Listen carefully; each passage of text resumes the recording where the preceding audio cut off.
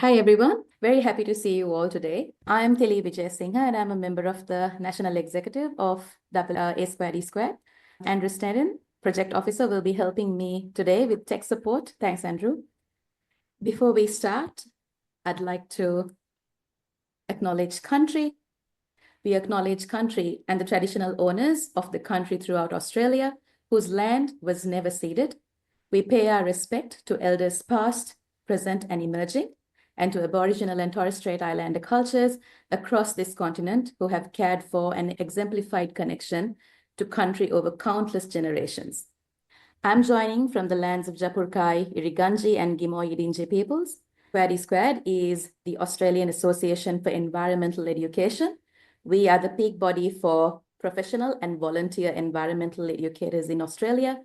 We are cross-sectoral, so we have teachers, community educators, individuals from government, anybody that calls themselves an environmental educator. We are an inclusive and welcoming space, so we are very glad to welcome you all today. And now, the discussion and presentation we have been waiting for, that you registered for today. Let me introduce our speakers to you. Lizzy Nash and Jackie Turner, the passionate and talented makers of STOP, education program that was created for primary and high school educators. Stay tuned to our planet. STOP is a 28-episode environment and sustainability series for young people, which aims to help alleviate the on-the-rise climate stress in our young people. Lizzy has more than 25 years experience in production across documentary, TV production, and content creation. Before founding the Feds, Lizzy set up Walkabout Films, a highly successful facilitation company for offshore productions shooting across Australia. Lizzy has been EP on Stay Tuned, a tween music show for the ABC, The In Crowd, a pilot for MTV International, Becoming Superhuman, an award-winning 2-part factual series for the ABC, and Miracle Hospital, Series 1 and 2 for National Geographic. Jackie is a 3-times Emmy Award-winning impact producer with over 15 years experience helping filmmakers connect organizations to generate measurable impact in terms of awareness, attitude, and behavior change. Jackie's impact projects include ABC TV Ocean Conservation Series, Australia's Ocean Odyssey, Women in STEM feature documentary, The Leadership, Bob Brown and His Fight for Old Growth Forest documentary, the Giant suicide prevention TV series Manna, and refugee documentary Rosemary's Way. Lizzy and Jackie, I'm not going to take any of your time for this wonderful presentation today, and I would like to hand it over to you now. Thank you. Thank you. Thanks so much. And hi, everybody. As Tilly said, I'm Lizzy Nash. I'm the creator and the executive producer of Stay Tuned to Our Planet, which is also known as STOP. I'm also the founder of The Feds, which is a small independent production company based in Sydney. So with me today is my partner in crime, also my very good colleague, Jackie Turner.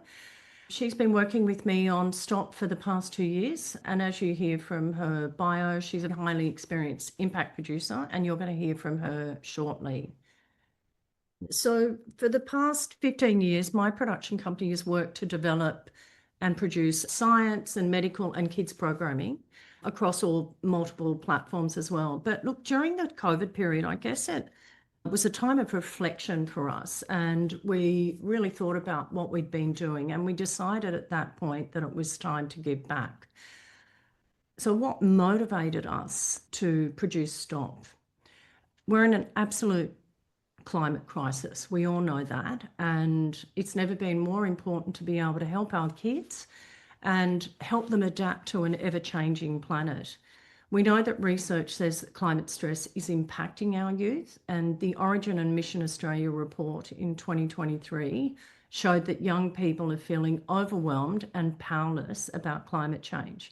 But what was also interesting in that report was it said that hearing positive climate change stories would be very or somewhat helpful to young people experiencing climate stress. So what was our solution? Using the skills that we had as filmmakers, we decided we wanted to create content and resources about climate that connected with young people. STOP is an award-winning online short-form doco series about sustainability and the environment for young people. It aims to give them agency and to help mitigate climate stress. We've been supported by Documentary Australia, and it's presented by YouTuber Matthew McKenna, and we showcase 27 Aussie eco-warriors. So in each of the episodes, Matt interviews an eco-warrior who helps him unpack an environmental issue, and we aim to inspire and empower young people with achievable everyday actions that are at arm's length to help them make a positive impact on the planet. Topics that we cover are energy, biodiversity, waste, transport, consumption, and activism, as you can see there. We developed this series over 4 years and possibly even more, with a teen advisory board and a highly skilled production team. Mental health organisations such as Headspace and also Origin Institute have been on board with us from the get-go. So we knew from the start that we wanted to connect with young people. We had to meet them where they were online. They were hooked on short, fun, fast-paced content. So we got really creative. Matt was filmed on green screen. Eco-warriors joined us over Zoom from across the country, which meant that we actually had more opportunity for a diverse group of experts because we weren't tied to just shooting in one state. We added colourful backgrounds, sound effects, and music to keep things fresh and exciting. And each episode had its kind of own vibe tailored to the issue at hand. And as I mentioned before, the Teen Advisory Board, their feedback was honest, sharp, and super helpful. They really helped us shape the direction and the tone to make it actually connected to youth. We had some funny times with them. Yeah. I remember one of our Zoom meetings with them, and we were constantly showing them content and getting feedback and so forth. We showed them one particular episode and they commented on saying, we want to see more stats. So we had to go back to the editing room and we had to put more stats back in them. But I think for us, it was about listening to them and making sure that we delivered what they suggested and something that really actually lands with them. We also worked with a YouTube consultancy company. Now, they helped us shape the channel as well, and we tested different thumbnails with them, and I would say probably hundreds of different thumbnails, and all with youth in mind. So the result, we're really proud of. The series is lively, it's authentic, it's built to engage our younger generation.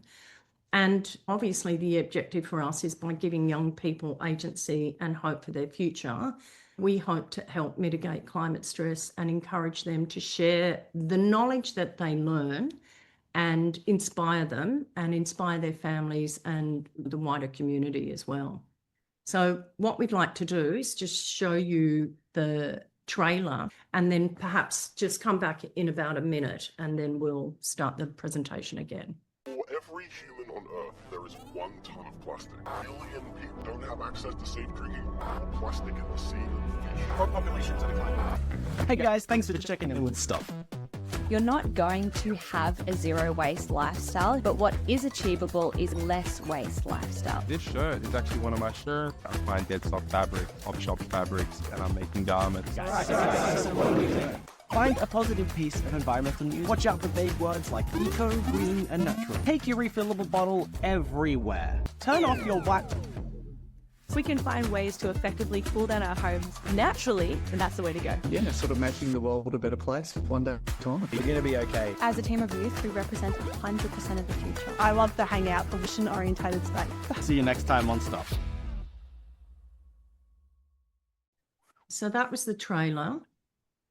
Jackie's going to dive into the education side. We've created a free education program over the last 12 months. So I'm going to hand over to her. Thanks, Lizzie. Hi, everyone. So we've just been hearing about our 28 episode series that launched last year. And since the launch of that, we started working with a fabulous media education service called Quadrant Media. And they helped us with their lead educator and 3 teachers to adapt many of the STOP videos to 64 free education resources. So we mapped those resources to CARA across sciences and humanities, aligned with the sustainability cross-curriculum priority for years 5, 6 and 7, 9. So at the start of this year, we piloted those resources at 4 schools with the help of Origin Institute. We did a pre and post survey with both students and teachers to get feedback. We did interviews with those teachers. And we also did focus testing on the design and then user testing of the actual website with the teachers. So that was at 1 school in WA and 3 schools in New South Wales, and a mix of public and independent primary and high school. You can see on the right here, this is one of our pilot groups in Sydney looking at the Flies episode and the lesson that accompanies it. We also had all the resources reviewed by Cultural Perspectives, which is an organisation that helps us ensure that they're appropriate for culturally linguistic and diverse students and their teachers. And we also had a First Nations teacher review all the resources to ensure there were no sensitivities for First Nations peoples. So the 2 subjects and the 2 year bands are organised around 4 STOP sustainability themes. They are support all life, innovation and creativity, you and your community, and empowerment. And in each module, that subject year level theme, each is made up of 4 different resources. 2 are teacher led. One is a lesson plan and extension task. The other is a classroom activity. And then 2 student led resources in each module, an at school challenge and an at home challenge. So they're a suite of 4 that could be used together, or they could be used completely separately. We really designed them with feedback from the teachers in the pilot to be interchangeable, modular, and easy to adapt. Along with the actual resources, we have some teacher support materials. There's the teacher's guide to the whole resource suite. We have an ACARA curriculum codes and resource summary spreadsheet that is a kind of lookup table for all of the resources. We also worked with Origin Institute, Psychology for Safe Climate, Headspace, and a bunch of fabulous advisors on creating a teacher support resource. So when we started this journey, and we were at a couple of different conferences, including the AAEE New South Wales conference, we met a lot of teachers, and one of the things we discovered is that many teachers are worried about adding more stress to what they can see as climate stress students, and that there's a real concern around having confidence to teach about climate change or teach about environmental issues and the kind of crises that are happening environmentally, and that their teachers were wary of adding to that stress and were not necessarily trained in how to address that in the classroom. So we worked with these fabulous groups to create a resource that will be launched in August, branded under the Origin branding, but we are also including it now as part of our resources, and that's around climate emotions in the classroom, practical tips for teachers. And I'll give you a little look at that a bit later. We also include a student survey because we want to be able to get feedback along the way and be able to make any changes as needed that comes in from the student surveys who are using the resources. So I'm now going to switch over to the actual site and walk you through some of the resources, including some of the videos. So I'm going to switch over here to our homepage of our website. So when you land on the website, you can see we've got this video banner that's similar to the trailer, and it goes down. We have some featured episodes that we switch out periodically, some quotes, press, our watch, act, and learn sections, and then these are our various partners and allies. And we've got our episodes, Eco Warriors, Take Action page, and we're going to go over to education. Now, this just launched last week, so it's hot off the press. We're very excited. So here we are you looking for free Australian-made resources? A little blurb at the top. You can see that what's included section that we just went over. And then we have 3 subject choices here. Now, I've talked about science and humanities. We also worked last year with Reach Out, the Youth Mental Health Service. We did a fantastic partnership with them. They used 9 of our videos to create a suite of lessons for physical education, wellness, entitled Student Advocacy, and they all live on their website. So if you're looking for physical education /wellness advocacy resources, this will take you directly to their website. But the resources I'm going to walk you through today are our science and humanities resources. You can see underneath here is the themes that we spoke about. There's some testimonials, and you can sign up to be updated. So we're going to start with sciences. When you click on sciences, you have a filtering system. So you can select a year level, and you can select a theme. And if you roll over, if you've forgotten what the themes are, you can be reminded here. And if you don't click anything, you've got all the resources, and you can see they sit in these suites of 4, the 2 teacher-led, and then the 2 student-led in each of the themes at the top here. And they're color-coded to make it easier. You can also search for resources using this. So if you wanted bee hotels, for example, you could put that in there. So we're going to go 5, 6, support all life. And now we have the suite that matches those 2 filters. So we've got our lesson plan, extension task, classroom activity, at school challenge, and at home challenge. So we're going to have a look at the lesson plan. So when you do preview, and you can see you've got it up the top here, we have the little description. Students watch the STOP episode Wormy and understand the positive impact worms have on the ecosystem and how they contribute to composting. Students design and build their own worm farm. So each description talks about what they learned from the video and then also what they're going to do broadly in this lesson. We have the learning goals. They'll understand the positive impact worms can have. They'll identify and describe how worms contributed, design a suitable worm garden. We have the curriculum links that link through to the actual ACARA links. And then we have the thumbnail of the video.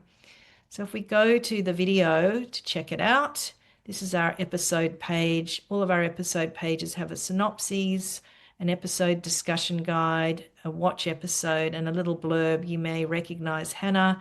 She's one of the hosts of Gardening Australia. She's fabulous. You're going to see her in a minute. And then we also have some things you can do. So going back to where we just were, if I said, all right, I do want to download this, we asked teachers the very first time they access either science or humanities to tell us that they're here. So I'm just going to put in my email and my school, and I'm in New South Wales. It's a one-time. Once I've done that once, I have access to all of sciences, and now I can download the resources. So I can download just the lesson plan and extension task, or I can download the whole module, and I can also download the teacher materials, which are the same across all of the resources. So once I've downloaded those, I'll show you those resources in a moment, but we're going to watch Wormy so that you can understand the context, just as if you were a teacher, before we go over the lessons. Right now at STOP, we're obsessing over worms and compost. And I'm not even gonna do that thing where I tell you wonderful facts about worms so that you fall in love with them. However, they do have 5 hearts, so they have enough love for you. Worms eat on average half their body weight a day. Can you imagine me trying to eat that? Trying to slam down 100 burgers? I mean, they're not even just simple cheeseburgers. They've got like egg and like a nice chipotle mayo. It's a complex cheese bake. Worms produce compost, and not only does compost reduce greenhouse gases, but it also removes additional emissions from the atmosphere. If everyone in the US composted, it would be the equivalent to removing 7.8 million cars from the road. So I ended up speaking to Hannah Maloney, who is not a worm, although she does spend an awful lot of time in the dirt, and this bright pink house in Hobart.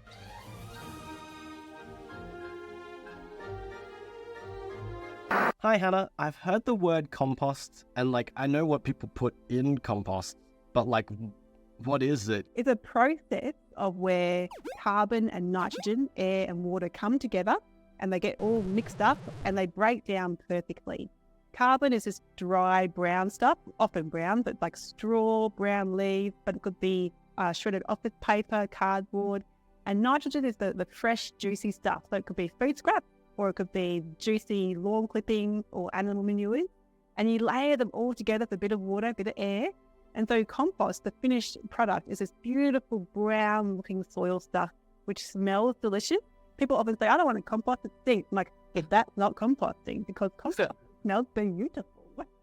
So it seems like worms can sort of consume what we would consider rubbish, and I think that's kind of superhuman. But what they have a mouth, they eat what comes out the other end, and is it painful?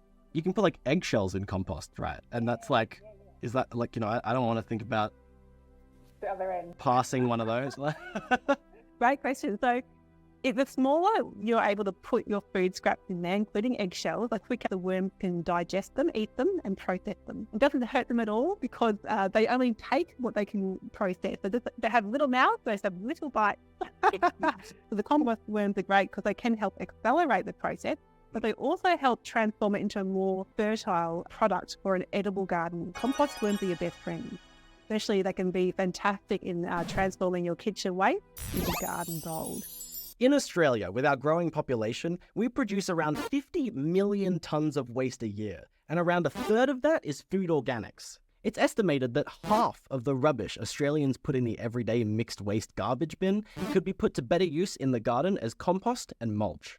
So we've got all these things that we're essentially diverting from landfill, that might have ended up there that we're not, because we're putting them in our worm farms. Is that what you think is the biggest environmental benefit, or is there others that you think are more important? The biggest thing for residential people is to compost all their food waste, or as much as they can, because currently it ends up into landfill. It's what I call the low-hanging fruit. If we can pull that out of our waste stream, we're actually turning a massive problem, which contributes to climate change, into a massive solution.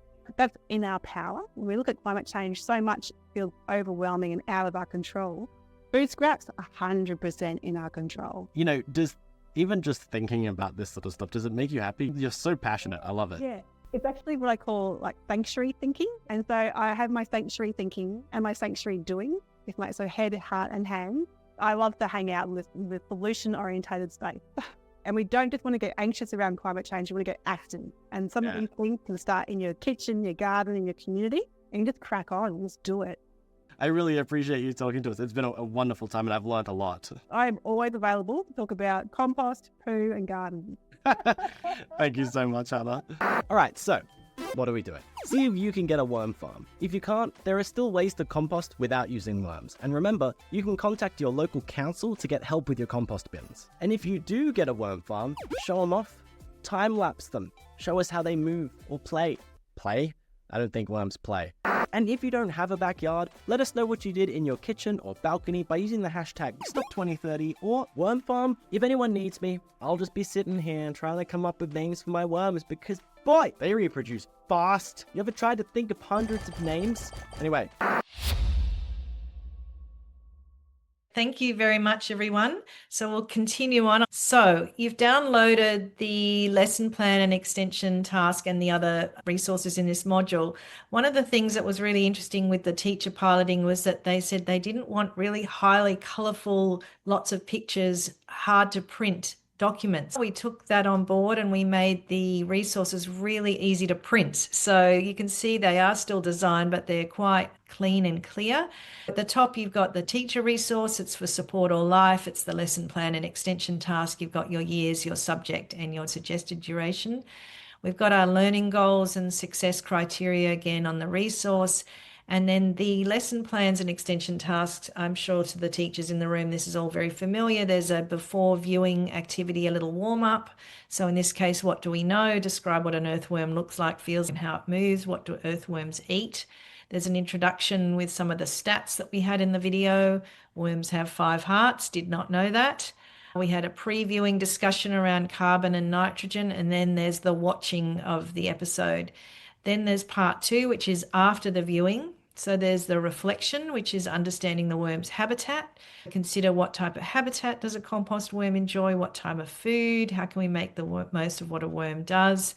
And then the group work, in this case, a worm-friendly food challenge. Now, one of the feedbacks we got from the pilot was that the teachers didn't want to have to make the worksheets, so we provided them. So, for example, we have this, what I call the worm menu, which is the good and bad foods for worms. So we actually provide this within the resource so the teacher doesn't have to make it. So we have friendly food for worms, friendly when cut up, friendly little menu, and then we have down below the not so friendly not friendly chicken drumsticks, not friendly steak, not friendly cheese, not friendly basically dairy.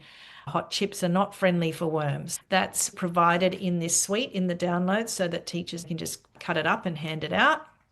This is a group activity with those food scrap images and cards. They sort those and describe why they've categorized them in that way. And then for the call to action, we have the create your own worm farm at home. So researching the materials you might need. And if there's no space for a worm farm, maybe there's garden space at school. We also added some tips if things were too hard or there wasn't the resource or the space or the capacity that we could also design things without actually making them. For the extension task, we have the worm garden or worm farm. Again, we provide some images for the teacher and the students design their own worm garden on paper and include elements that support worms. And then they share those designs. Then we have the student survey and the curriculum links.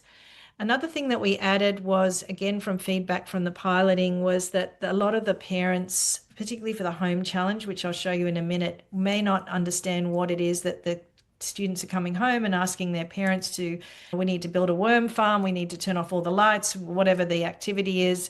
So we did ask our teachers to write a note to go home to the parent or guardian to explain what we're learning in school and what some of the tasks might be related to and why they're being asked to do that as a way of giving the parents a heads up. So that's the lesson plan and extension task. In the second unit is the classroom activity. So again, we have the details up the top, the learning goals and success criteria. For most of our modules, we have 2 videos. So the second video for this one is the Bee Hotel video, which is about native bees and talking to the wonderful Sarah Hamilton about her passion for bees and the importance of bees for pollination. So this is a group activity that's done as the classroom activity led by the teacher. Then in the same suite, we have Back to Worms. This is an at-school challenge. So this is an independent challenge for a student to do in class. It's student-led. Again, watching the episode Wormy, they do their own activity using that same worksheet. They have some further reading. And then for the at-home challenge, again with Wormy, it's a worm composting experiment. They go home, there's some details around the materials, and they do a little tracking exercise where they observe and record a few days or weeks. They watch the worms in their worm bin. Again, if we have some tips here, if you don't have the capacity to purchase any of those things, that maybe you can design it instead. So along with those particular Wormy and Bee Hotel resources, we have our STOP teacher materials. So the teacher guide is a guide to the entire STOP resources. So it talks about what STOP is, the learning design, the curriculum, the extracurricular applications, the themes, and how we've designed the resource modules. We also talk about supporting the teachers, including some tough questions that we've suggested answers, and the teacher support resource that, as I mentioned, we've done with Origin Institute, Psychology for Safe Climate, and Headspace. This is not the Origin branded one yet, but this is the content. So you can see it's a really brilliant, it has a summary at the top, climate emotions showing up in the classroom, and then it goes into quite a lot of detail around how to build resilience, coping, and recognizing creating a supportive classroom environment. And then it's got things around some really practical charts on understanding how climate emotions may show up and things that you can do. So it's a really fantastic resource that we're very excited about. We also have our spreadsheet. So this is the lookup table I mentioned earlier, where you can basically see all the resources at a glance. So you can see that you've got science and humanities on the bottom. You've got your themes colored for 5, 6, and 7, 9. And then we've got the ACARA codes with the description of how they match the different lesson plans, classroom activities, etc. And then you can click over to humanities here. So I'm not going to have time to probably show you another video, but I would like to show you the humanities side just very quickly if we were going to look at another unit. So I'm going to go back to education resources. And if I click on humanities here, and I went to 5, 6, innovation and creativity, you can see this is a module that is around fast fashion and upcycling. We use 2 videos in this suite. So this episode with Thrifty Threads is a fantastic episode with a fashion designer and artist called Noah Johnson. His episode is all about the hidden cost of fast fashion and cheap clothes and the fashion waste that's in our landfill. He's a very inspiring artist and designer in his own right, and his episode has a really great lesson where students watch the episode, learn about fast fashion and the environmental impact, and then they work in groups on designs for new clothing from old clothing. And in the extension task, the students make an advertisement for an ethical clothing brand. So in that lesson plan and extension task, we have a warm-up again. We have this introduction around the stats around fast fashion in terms of transportation, packaging, etc. We have groups create a PowerPoint. There's a previewing discussion around fashion brands and interrogating the fashion brands that the students and their peers love. They watch the episode and then they discuss how to combat fast fashion. What if you're not a sewer? What if you're not a creative designer? What are other things that you can do, bringing new life to old clothing? And one of the things I did want to mention here, so they create an advertisement as the extension task and choose a fashion brand that does not use fast fashion, so highlighting the good rather than showcasing the bad. And make a short advertisement. It could be a poster or it could be a video, and share that with the class. So a lot of our activities, which I think is really powerful, are around communicating what they've learned in the lesson. So whether that's a presentation to the junior school, an assembly presentation, a presentation to the teaching staff, it could be an ad, a poster, a video. There's lots of opportunities for the students to actually have a voice, and this is certainly part of the ethos of the whole education resources, is really empowering them to have the facts, to have the solutions, and then be able to communicate them back to the school, their peers, and also at home back to their family and community. So that's something that's, I think, really worth mentioning as part of, it's not just the videos, the actual activities are incredibly dynamic and interactive as well. So I'm just going to go back to our presentation just to sum up where we're at before we get to question time. So as we said, we've done this pilot and we've had a fantastic response so far, and these are a couple of our favorite quotes. This one down here, STOP brings learning to life. This is a primary school teacher. Students find it funny, real and engaging. It helps bring awareness to students about the climate emergency in a way that is hopeful, practical and relevant to their lives. And we also like this one here. The essential ingredient of STOP is that it's bite-sized, it's accessible, it's quickly relatable, it's positive, and it's inclusive in a way that a student can do it by themselves.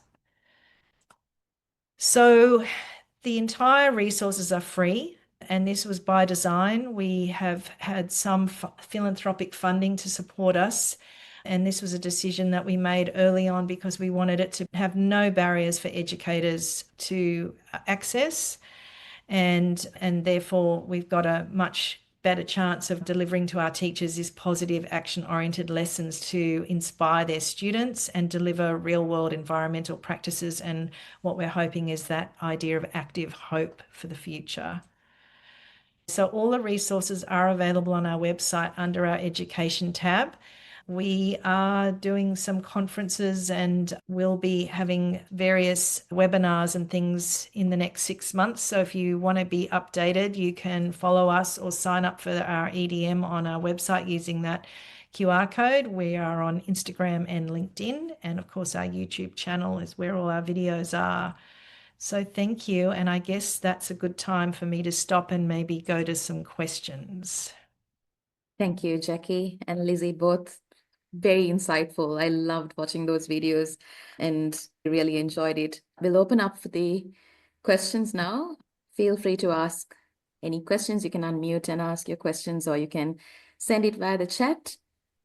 But until we get a couple of questions, I might kickstart. I just was so interested in how you've taken this from creating these really engaging videos into the classrooms, into creating educational resources for teachers and for students. What was that process like? Because usually, I think in traditional education, it happens the other way around, where you have all this content that you're passed on with, and then you create fun and engaging activities later on, like videos or stories or things like that. But this, I say, is the other way around. I'd love to know about that process a little bit more. I might start and then I'll hand over to Jackie. I think the thing was that we had a huge amount of content. We had 28 episodes. So it started as a series, and I guess in the film world, that's where we start. And then we actually look at our impact as a secondary thing. But Jackie and I, because we've been working together for a couple of years on this, we always knew that education was the impact point for the series. And there is a process involved. We had an amazing lead educator on it with several other teachers involved as well. And I think, as Jackie touched on it earlier, because we had this suite of videos that were dynamic and youth inspired by the Teen Advisory Board, etc., we really wanted to have something that was out of the box as well from a teaching perspective, something that actually married well with that particular project. And Jackie's actually had a lot more experience with translating films, TV series, and video content to education. And you might have something else to say to that, Jackie. I think there's a couple of things. So first of all, most of the documentaries I've worked on have been adapted in some way, some in a rudimentary way, to be honest, and others in a much more in-depth way to education, both in school and university and professional development. For example, I've done professional development modules for social working students for some of the films, depending on the topic. And Anne, who's our lead educator from Quadrant Media, I knew her work. We had worked together on Rachel's Farm, where she actually wrote the council education materials for that project, along with a team. And there was somebody else wrote the TAFE materials. She wrote the school materials. She also did the first Inventors, which is an SBS series, again, adapting this for use in schools or TAFE or university. One of the things that we were also interested in is how these could be adapted to councils or community education. But the other thing that I guess really rang true, or I guess impacted me early on, was when we started releasing them on YouTube, we had people on YouTube saying, I wish I had these in school. This is so much more interesting and fun than anything that I got shown in school. And then the Teen Advisory Group echoed that. And then we showed them to some teachers and they're like, oh my God, these are perfect for school. They're 5 minutes, they're short, the students actually watch them. So it was like a no-brainer, honestly. We were thinking about education as part of the suite of impact, but it became very clear early on that it was the impact. It was absolutely the best way for us to both inspire the young people. It was a great way to reach young people, but also that kind of ripple effect up into their communities so they could lead up to their siblings and to their parents and to their sports group, whatever it was that they're engaging in their community. Amazing, thanks. Really engaging videos. As I watch every single video, I always think like, it's not a boring Zoom conversation that you can see. You still have someone speaking on screen or through a Zoom or some sort of technology, but you've created it in such an engaging way that you're just hooked onto it from the start. All right, I'll go to the chat now. There are some wonderful comments. I think you both can have a look at it. But Leon has a question. Are there future plans to develop science resources for year 10? We would love to do more videos and more content.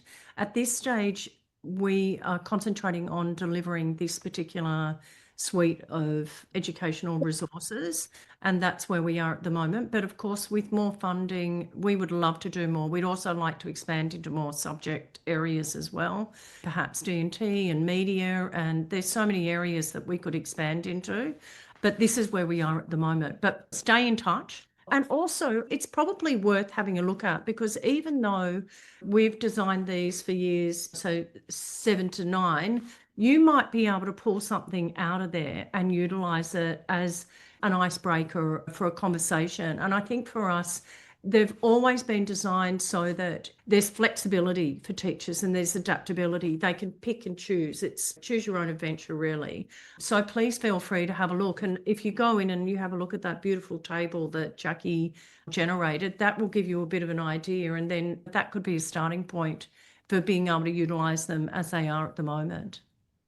Yeah, it was actually quite interesting because I had much more of a fixed idea that you have to have this thing for this level. And what our teachers in the pilot showed us was that they may use one activity from one lesson and a classroom activity from something else and put them together. So creating them in a way that was really open and easy to adapt and modularize was really important for teachers. They said they don't want it to be so prescriptive and so locked down.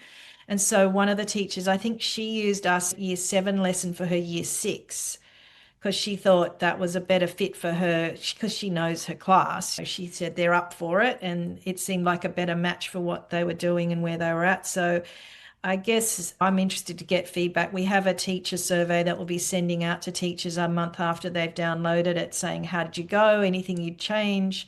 And I think being able to keep listening and understanding what's working and what isn't will be really useful to improve it. And as Lizzy said, I'd love to do a media lesson where kids made their own STOP episode. That's a dream, but we just need to have more resources to do that. I've just Awesome, thank you. Someone wanted to ask about what was the stat students suggested they wanted. It was actually in the B episode. I can't remember the exact stat now because there's 28 episodes. That was the 3rd episode that we produced, and it was one of the early ones. So it helped shape how many statistics that we needed in each episode. And I think what was a really interesting process with the Teen Advisory Board was that we very much considered that we didn't want to bring any more climate stress to any young people by presenting statistics on bees are dying, etc. But because we were also partnering that with a solution, it counteracted that. But they weren't afraid to hear the messaging, and that was good for us to hear because we were making it for them. There was no emotional attachment from my perspective. It was really all about them and wanting to make the right content for that generation. And actually, they wrote in our survey, one of the comments that we were looking at the other day was, it's really nice when not to pretend things aren't bad when they are, but also to have it straight away things you can do. And I thought that was really interesting. They know a lot of them, sadly. I mean, they're on social media, a lot of young people, and they know it's a lot of doom and gloom. So it was good not to sugarcoat it, but also, like we said, pair it with a solution straight away. And another term that we've picked up recently, which is a good one, Jackie, is adult washing. Yes. I don't want things to be adult washed. Definitely. And I think in one of your videos, it also shows that 80% of the content that we see online on social media is all doom and gloom and all negative. So there needs to be a bit of positive news in our lives. And I think all your videos are framed that way. And that was an objective right from the beginning because we decided not to actually name climate anxiety in any of the videos. It's an underlying context that's there. And obviously we were led too by Origin and Headspace and all the research that we needed to empower them, to give them agency in order to be able to take action and hopefully help mitigate their climate stress, give them a sense of hope. What did the Teen Advisory Board and the other students who've watched these videos, what were their feedback like on seeing these? Sometimes it was brutal. Yeah. Sometimes I'd be doing these and these at night and they just didn't hold back. And that's what I mean by you can't get emotionally attached to things. You just go, okay, you have to take that on board and then go back and, okay, we'll re-edit that. So you can see these two backgrounds that Jackie and I have at the moment. That's the sort of STOP headquarters. They chose this. We gave them a whole lot of different backgrounds and they helped us select that. So they were pretty involved and, they had comments on audio sometimes. It's very humbling because, of course, we think we're these amazingly hip filmmakers. And I said to Lizzy, there's no way they're going to like the What is the Cloud video. It's some old dude in a white jacket. They're not going to like that. And she said, you know what? That's their favorite episode because it's about digital data. It's about the photos on their phone. It's about the big data centers that are using water and electricity and they're contributing to the problem. They absolutely love that episode. And I was like, okay, if it was up to me, I would have killed that episode because I thought they wouldn't like it because it's an older guy in a suit, in a lab coat. But they loved it. So we stood corrected many times. And I think that's the thing. It's like talking to the audience is something sometimes filmmakers don't do enough, I don't think. What was exhilarating during that process too was seeing their responses. And the thing that really galvanized it for me in those early stages as well is having these videos as a starting point. It's something to kick off from, was so important because they were so engaged. They were glued to the screen, especially some of the younger ones that probably didn't have the privilege of watching a lot of video content. Brilliant. And yeah, as you said, sometimes as adults, adult washing, we just create content for young people and children thinking that this might fit them because we think we know best. But I think working with them gives you an opportunity to understand this is what they're looking for. And then that is really good evidence from your videos to show that that's what the teens like, that's what the young people like to watch. And as an adult, even when I watch it, I feel it's so educative, like it's so engaging. Yeah, love all that. I'm just having a look. So Angela says, I don't think it's a question, but she says, rather than making more resources for different year levels, perhaps the extension of the amazing mapping is to find the ACARA codes from year 10 or year 4 that may also link to existing resources. That's the hard thing for the educators. Yeah, definitely. Yeah. And another thing that we've gotten some feedback that if we could get more funding is to actually have the state curriculum codes. I know for a lot of teachers, it's the ACARA federal, but then they need to also provide the state link is what I've started to understand. So that's something that's a piece of work that would be great to do if we could. I think that would help teachers, it seems like, to have the individual state codes. Shodi has a question. I wonder if a module on climate emotion can be collaborated on with BU for teachers to do as a PD. Yeah. So a suggestion and a Yeah. question, I guess. Alison says, curious about self-care module with practical strategies.